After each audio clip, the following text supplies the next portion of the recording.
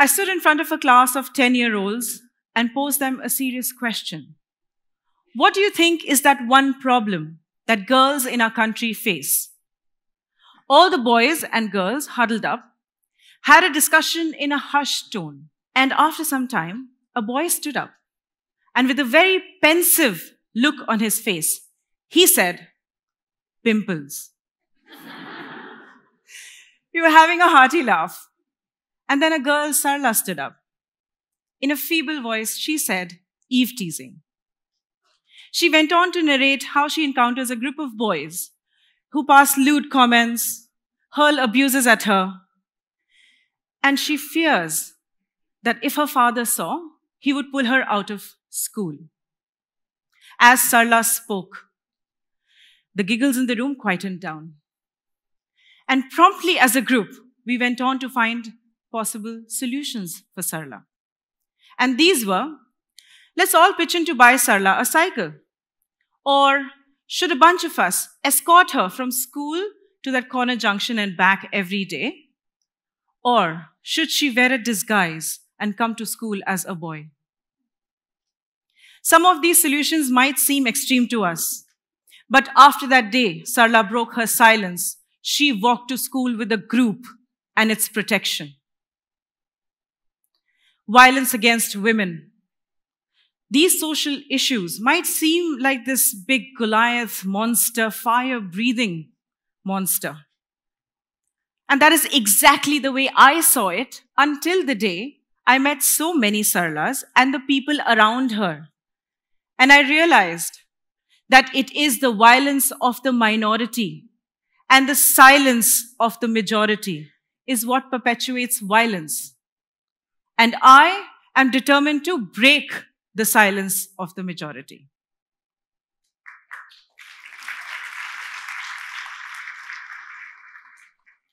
A 13-year-old and her mother. They were gang raped in front of the father on a highway. And this happened just 45 minutes from where my parents live in Delhi NCR. When I heard this, all my buried trauma of being groped in a crowded train, to that time when someone touched me inappropriately while I was pacing home from work, came to surface. We all have our own experiences to recount. Yes? Yes? I was so angry that I broke down. The fear that I felt when these things happened engulfed me, and I found it difficult to breathe and speak. Most of us have experienced this. When fear overpowers all our senses, we lose our ability to speak. What I realize now is that I was experiencing a minor panic attack. Something what Sarla was experiencing every day walking to school. I was devastated. But I gathered my strength and I started walking home. But my walk home that day was a determined one. One where I was not going to stop. To call it quits with this fear. Not just for myself, but all women in my country, I decided that I would walk the length of India, from the very south to the north, a distance of 3,800 kilometers over 230 days.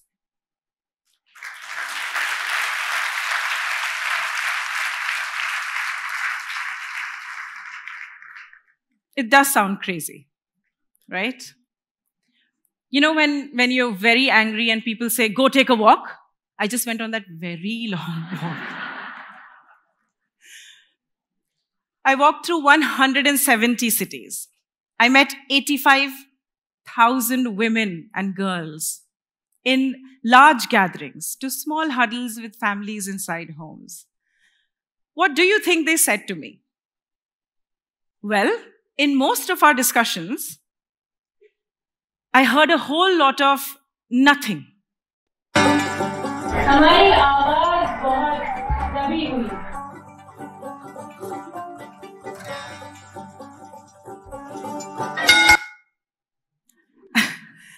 As if their vocal cords were stifled. Simple questions like, what's your favorite color? What's your favorite fruit? They found it hard to answer. They found it hard to speak up. And there is a reason. Unfortunately, trust deficit when it comes to women is high. Permission is required to go out, to get educated, to work, to start a business, to speak your mind. There are insurmountable obstacles that women face to access basic everyday opportunities. So it was evident from the get-go that as women, we needed to find our voice. Can you guess the number of women who will experience harassment ranging from domestic violence to rape in India in the next 1 hour? 45, while you're sitting here.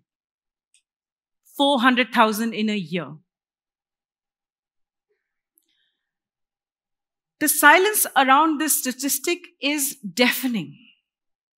The silence you express when you turn that newspaper over, or flip that channel over, or just change a discussion, thinking, ab kya kare? This wouldn't change. So the big question here is that if the women are silent from the overpowering fear, and you are too, for you have rendered the situation hopeless, what do you think is going to happen? This violence will remain devastatingly pervasive. And this must change.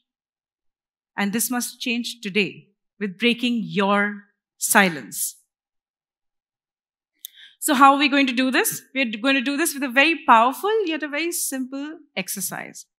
And I invite all the men to please participate. Fathers of little daughters, brothers, sons, husbands. Because you might or might not be grappling with the situation today, but let me be absolutely clear. Strongest of men find it very hard. They're dumbfounded when it comes to supporting women that they care for.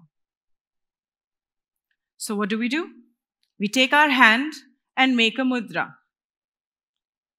Yes. Place it on your waist here. From the stomach, let the swar A rumble to the top. I'm going to demonstrate this for you first, and then we'll all do it together. So here I go. 3, 2, 1. Deep breath.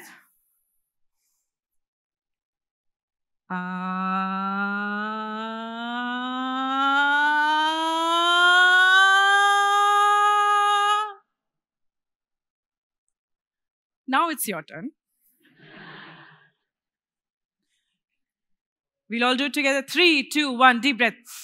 Start.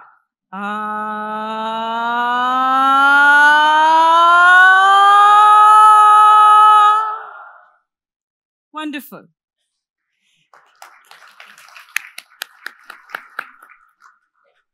This is a very powerful opening your voice exercise. More than half of you here are wondering, how is this going to help?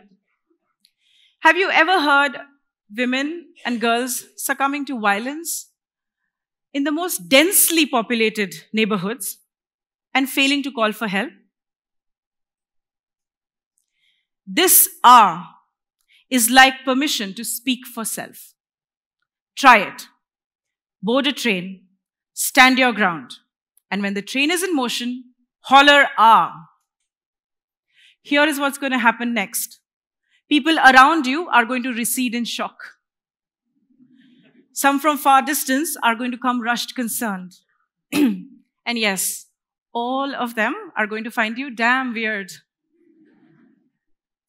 But that's not the point. This R is going to change something inside you. It's going to give you the ability to speak for self. It's going to open up a mind block. I was 12-year-old when I suffered stage fright. And my teachers told my mother that they couldn't hear me. That's when I started practicing this in front of the mirror. Initially, I could not hear my own voice. But then there came a day, I hollered perfectly. And my mother came rushing from the next door room, thinking I was hurt. And that is the day I realized that this is the voice that people will be able to hear. This is the voice that will gather a crowd on a lonely street. This is the voice that will render me as someone you can't mess around with. I made sure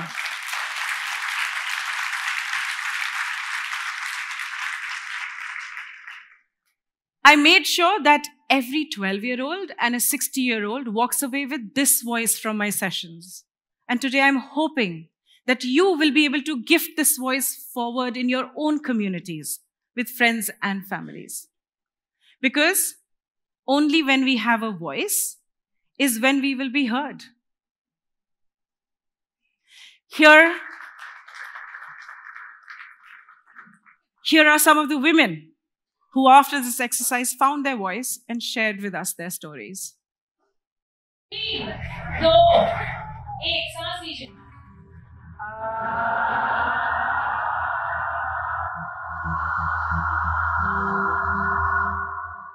मेरी 2006 में शादी हुई थी।